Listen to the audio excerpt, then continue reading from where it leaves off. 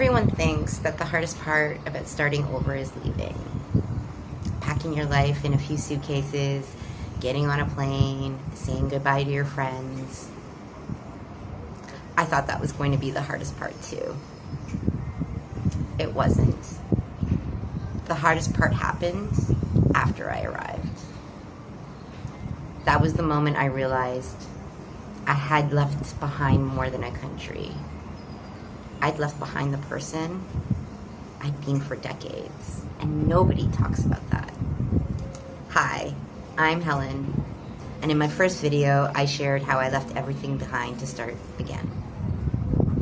Today, I want to tell you the story of the moment I realized that starting over isn't really about moving. It's about identity. One day, not long after arriving in Playa del Carmen, I walked into a grocery store. It should have been such an ordinary moment. Instead, I remember feeling completely lost. None of the brands I was familiar with. I had no idea where anything was. The language was different. Nobody knew my name. Nobody knew my story. In that moment, something hit me. For the first time in decades, nobody knew who I was. I wasn't someone's coworker. I wasn't the person everyone expected me to be. I wasn't carrying all the roles I'd identified with for years. It was unsettling, to say the least, but also strangely beautiful. I had the opportunity to decide who I wanted to become.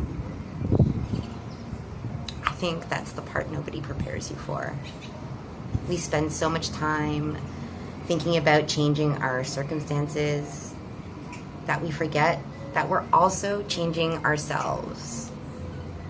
When you start over, you grieve.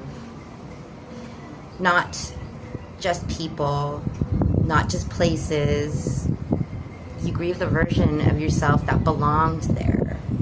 And that's okay, because every ending creates space for something new. Looking back now, I honestly don't miss who I used to be. I am totally grateful for her because she got me here. But I wouldn't trade the woman I'm becoming for the comfort of the life I left behind. Maybe you've never thought about moving to another country. Maybe your next chapter looks completely different. Maybe you're thinking about leaving a career that no longer fulfills you, ending a relationship, or starting a business. Or simply admitting to yourself